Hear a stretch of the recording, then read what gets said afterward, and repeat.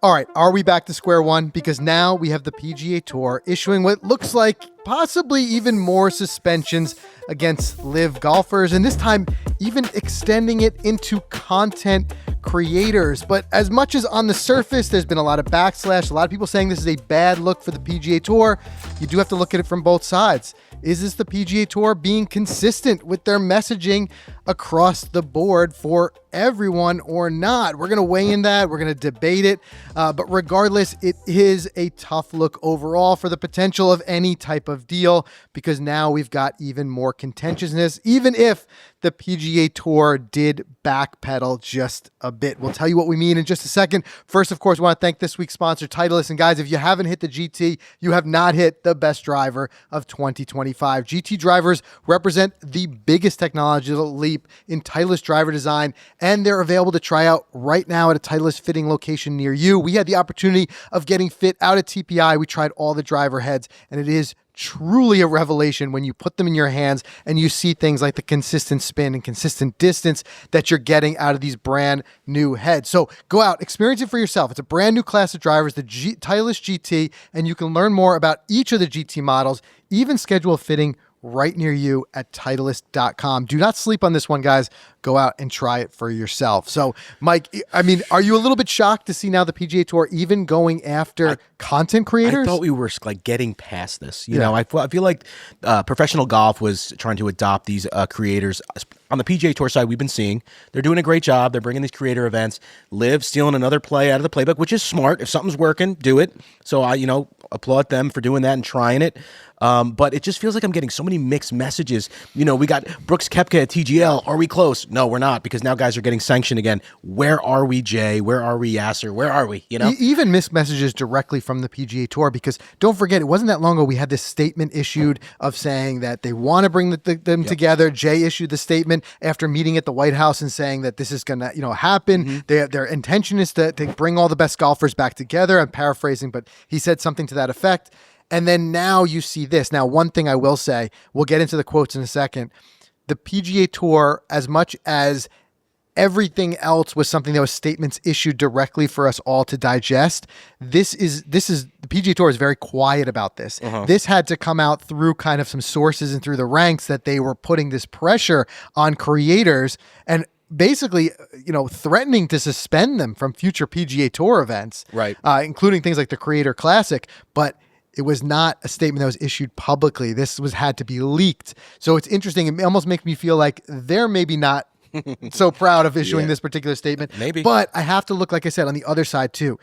Is this some of the players involved, wanting to have their cake and eat it too by being in both leagues? And if PGA Tour card holders, people who are playing in PGA Tour events are not able to, play in a LIV event and then come back because they're issued a suspension, then why should creators be able to do that? There's really there's a little bit of, it's not quite black and white. There's a little bit of a gray area there that we have to get into. So let's first talk about where this came from, right? And it was later substantiated by guys on LIV. This was first reported on by Flushing It on X. And what they said was the PGA Tour reached out to creators involved with LIV Golf's The Duels and threatened them with potential future suspensions if they participated in the unsanctioned event, in line with the rules for non-members who play full LIV Golf League tournaments. The creators pushed back, however. The threats of sanctions have since been dropped. So I'm going to tell you guys in a minute, if you're unfamiliar with it, I'm going to tell you about what the Duels is, this event that they're talking about. But regardless, what we're hearing here is, there was going to be a creator event, and then again, behind the scenes, not out there publicly, it appears that the creators were threatened with suspensions. Interesting though, that was then walked back. Yeah, I mean, but that does go against, how can the tour needs to be consistent with their messaging, with their fines, their suspensions. If guys like Dustin Johnson are not allowed to play on tour anymore, or whoever that was fined, suspended, then why should, Wesley go do that and come back and play on a tour event? I think Wesley Bryan is the very interesting case here because he is somebody who plays on the PGA Tour. The rest of these creators are not tour players, which is like where I think the real gray area comes in. But to me, there's an additional gray area. Where does the line cross of like who is a player, a tour player, and who is not? Right. These are guys who are for the majority of them, they're not playing on the tour. Right. They are. I think I'd rather use the liken them to entertainers, right? And if you use that entertainment analogy, let's think about this for a second. This is a thought experiment. Just follow me for 1 second. What if you had a musician that LIV contracted to play, at the dinner or whatever after the LIV event on, whatever, practice Miami. round, Yeah, right? right, Whatever sure. it is. But would them be suspended from playing any like tour sanctioned event? So in other words, could a again, I know it's a little bit of a stretch, but it's a thought experiment here. Could a musician play a LIV event as an entertainer and then turn around and then a couple weeks later be invited to play, in an entertainment spot at a pro-am, right? I mean, it's not the biggest stretch because we do see entertainers who do this. Yep. So for me, in a lot of ways, these guys they're entertainers. They're creating an entertainment product. This is, and I'll tell you guys about the duel in a second, but just kind of stepping one step forward, it's not even something that's broadcast through their traditional broadcast channels, because I know that's where something can get hung up. This is going to be broadcast on Grant Horvat's YouTube channel. Yeah. Right? So is this the PGA Tour overstretching? First, though, I do have to say this. Is it even reality? Because this is a tweet, right? And we've seen before, and we've talked about here on the podcast, we've seen sources that seemed very good, and at the end it was shot down as being, false. And when the players who were actually involved come out and they say that's just not the truth. Where we do have a little bit of substantiating of this comes from Lee Westwood, LIV player. He was asked it, and this is how he kind of corroborated that it was true. He said, because of the backlash, they took them back from everyone apart from Wes.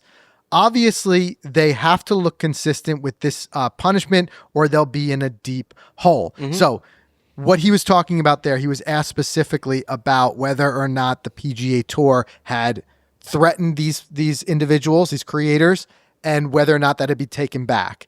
By him saying this, to me, that's him basically acknowledging that it was said, and then he's giving his take on it.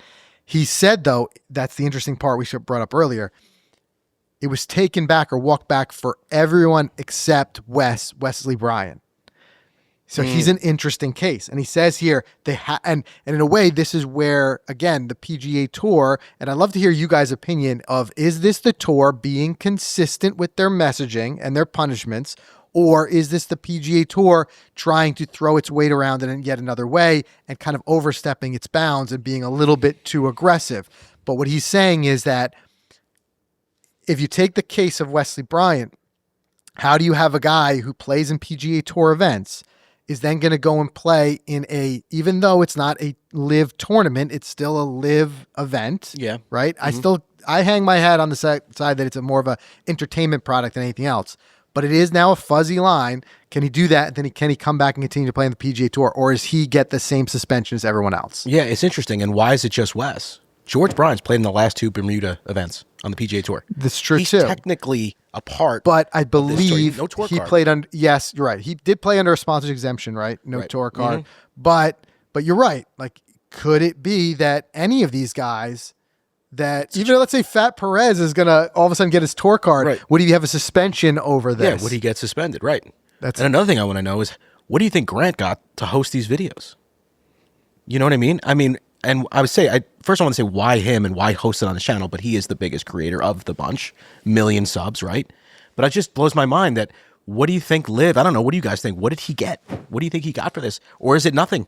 Just you host him, you'll get all the views. Yeah. I'm curious. Well, curious to see. I'm sure there's got to be some compensation that came with it, because otherwise, just like what we saw a long time ago with the first players who went over to LIV, had big compensation packages, because like Dustin Johnson famously said, they assumed all the risk. Yeah. There's no denying that guys like Grant Horvat and these other guys are going to assume some risk, because they could face backlash from the PGA Tour. They could face backlash from fans who are not necessarily a fan of LIV and are PGA Tour supporters. One bigger question that I have is there the side of it to look at too, that the creators are a little bit too much trying to have their cake and eat it too, as I said, because I look to the PGA Tour recently creating their, the player count, the creator council, right? And on the creator council, you have guys like Bob Does Sports, No Laying Up, Eric Andrews Lang, Barstool, but you also have the Bryan brothers, George and Wesley Bryan. They are on the creator council for the PGA Tour. Them then participating in a LIV event are effectively, they're going to be the only two individuals on earth who get to walk that line between the two tours and have no consequence to it, right?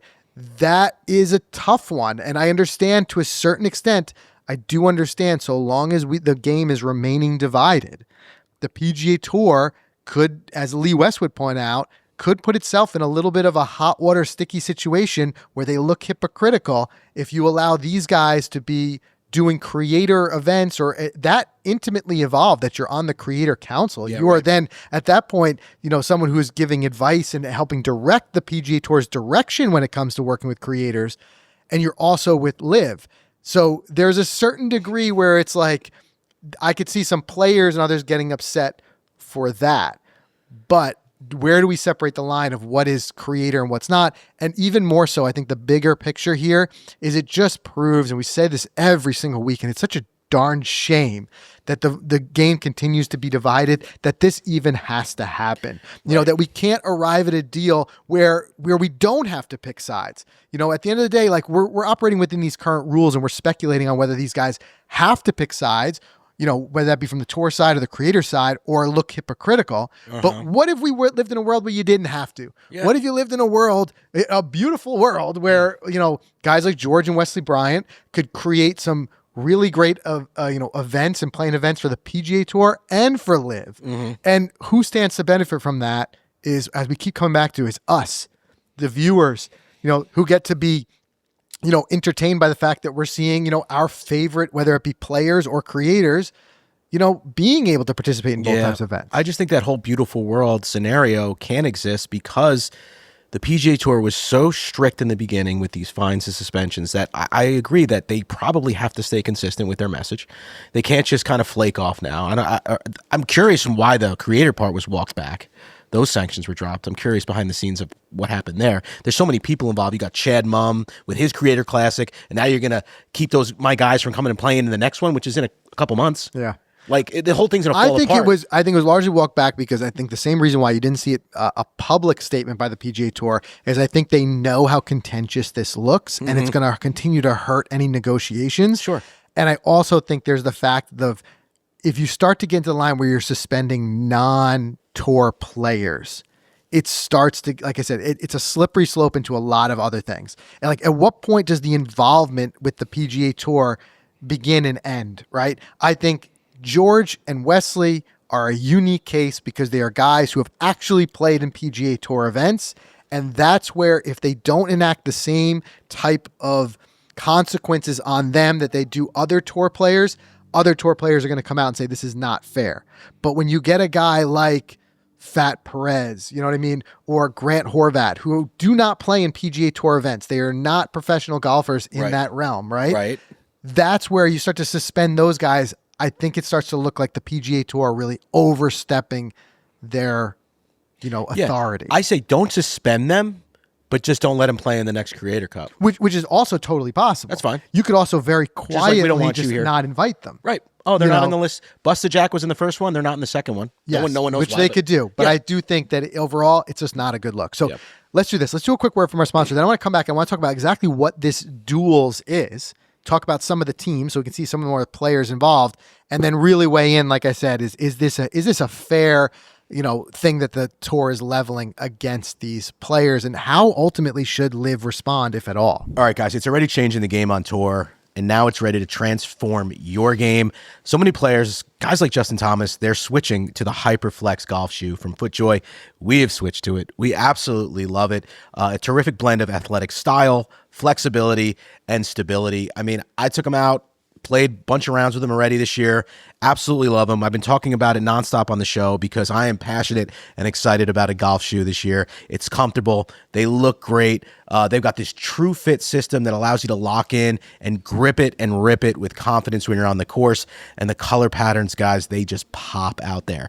So go to FootJoy.com, search for the Hyperflex, pick up a pair. I promise you are going to love these golf shoes. All right, so getting back to it, the Duels. This is something that's going to be going down this week. It's actually going to take place on April 5th. And like I said, where it's going to be hosted, I mentioned this earlier, is going to be on Grant Horvat's YouTube channel. I think importantly, though, this is where it starts to separate out again. What's an entertainment? What's a promotion versus what is participating in a live event? Mm-hmm. Even though there's going to be live golfers, we're going to talk about the teams here in a second. This is not an event where anyone is earning, season-wide points. It's not part of the official live schedule. It is very similar to, as we said, with the Creator Classic on the PGA Tour side. There is a prize purse. Mm-hmm. It's a pretty significant one. It's $250,000, which makes it, I think it's the biggest single payout for any YouTube. I mean, if you want to file under that YouTube type of creator event, which I think is great for that area, for the amazing growth that we've seen in YouTube golf as a form of entertainment. Sure. You saw on the other side, like guys like Rory McIlroy saying it's not for him, right. Which I thought was interesting, but whatever it may be, the fact of the matter is it's an entertainment space that's growing dramatically. Yep. But it's worth saying that this is still, I believe it's an entertainment product. I think the design of it is to promote the league. No different than how the Creator Classic is there to promote the PGA Tour. It was designed and created to bring more fans into the PGA Tour because I think everyone is recognizing that YouTube golf attracts a very attractive audience to both tours, and they know that there are guys who watch YouTube golf who do not tune into PGA Tour or LIV Golf events, and they want to convert them over. Mm-hmm. So in a way, it's LIV. You could make the argument that LIV is stealing a play from the PGA Tour's playbook by doing this, but I can also make the argument that it's also very obvious. Yeah. With YouTube golf being as popular as it is, why would these tours not want to be involved with them? Absolutely. They absolutely would. So the way that this is structured, it's going to be a two-man team event. They're going to be playing for $250,000, and here are the teams. You have Sergio Garcia paired up with Wesley Bryan. You have Bubba Watson paired up with Luke Kwan. Joaquin Niemann is going to be paired up with Rick Shiels. Phil Mickelson with Grant Horvat. Dustin Johnson with George Bryan, and Cameron Smith with Fat Perez. So some exciting teams, no denying. Exciting teams, by the way. Neiman's my pick to win the Masters. Put a lot of money on him. We'll talk again about that next week. Okay. But first of all, does the $250,000? Do you know if it goes directly just to the creator, or is it a split prize between the team? That's a good question. I haven't seen that. If you guys have seen that, put in the comments I'd love to exactly know how that's split up. Because for some of these guys in the field, I mean, maybe not for a Grant Horvat, but for some of these guys, I bet $250,000 is life-changing. Life-changing. Yeah, absolutely. Because at the end of the day, for as much as, the guys on LIV are playing for $4 million prizes and stuff like that, YouTube's not quite there. Now, there's not saying that these guys aren't making fantastic livings for themselves. They are. There's no doubt. It's game-changing money for them. Yeah, no doubt about that. So that's interesting to see. And the team's not bad. I think there's some that, to me, when I see these creator things, I'm starting to get to the point where we're seeing the same faces, right? And I know that there's maybe not a big enough pool of really good YouTube golfers as well as really good golfers that have really big followings, right? I'm sure there's a couple out there. I know like hole-in-one trick shots, Josh Kelly. There's some other guys I'd like to see out there, but I feel like we're starting to see the same names over and over again. Maybe it's okay through this year, but I think eventually, I don't know, will that change? Will we see new names? Where's Good in this event? Why are they not a part of it? Things like that. So, when you had Luke Kwan, who look good. But yeah, I think that the driver for me is where and when they can take a stand on this, because again, it comes down to if you take Wesley and George out of this mix, right? So that now you've got, now I don't know, so don't quote me on this. I'm not 100% sure Luke Kwan's history. I thought he had played some mini tour events. I don't know if he played a tour event or not, but again, the point I'm trying to make is still the same. Guys who are currently in the mix where they could potentially be in a tour event. I get the fact that even though this is not technically a live scheduled event, it is under the LIV flag, and I get that there's a certain degree where it could seem like hypocrisy if you don't have some sort of consequence against these guys. And I think there's a lot of guys who turned down LIV money because they wanted to avoid PGA Tour consequences who could be very unhappy with that. Yeah. Outside of that, entertainers, guys like Rick Shields, guys like Grant Horvat, I think that's where you're crossing this line, where it's going too far for the PGA Tour to enact some sort of penalty, suspension, or fine on those guys. And I think they start to look like the bully in the room if they do go after those guys. Now, there's two ways of doing it.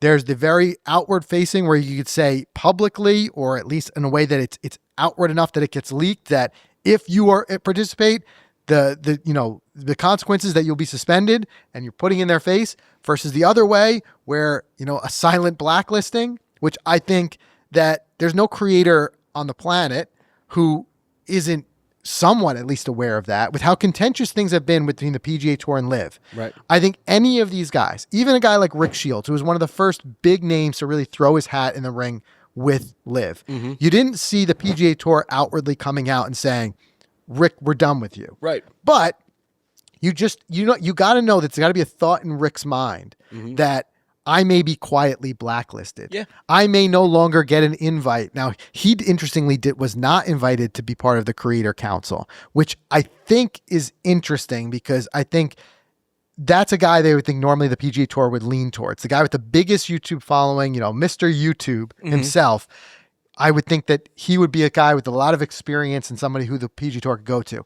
Maybe him going to LIV was a little bit of a reaction of not getting that invite. Maybe. But what I'm saying is there's a degree that any of these guys know they're rolling, as long as we remain split between these two leagues and they don't have an agreement and there's still suspensions up in the air, any of these guys it's in their mind, it's aware that if I do something with LIV, I may no longer get any calls from the PGA Tour. Yeah. That's just the reality to live Absolutely. in. Absolutely. Right. So very interesting stuff here. I want to hear you guys' take on this. What do you think? Did the PGA Tour, did they overstep their bounds here? Or do they have a leg to stand on? Or like I said, is there some gray area where it works for some guys, it doesn't work for others? Either way, I will tell you, we'll continue to go on record saying this, it just proved to me that we're not close enough to a real deal. If this is the way things are really being handled in the background, where we're still throwing around threats, suspensions, it just shows me that we're not where we need to be, which I think ultimately is resolving this so that the game can start to heal and we're not putting people off, because now you're putting off another audience in the YouTube audience of all these guys are saying like, wait, why did you suspend my favorite creator? It just is a way that we're moving further apart rather than closer together. And I think we need to find a way around this quickly. Either way, I'm excited to see how this plays out. We're going to check out the duels this week and just see, because it is something that could be a very entertaining product. And I hope this gets resolved because I really like to see both of these faces, all these faces, I should say, participating on both tours. You guys let us know your thoughts in the comments and we'll see you in the next one.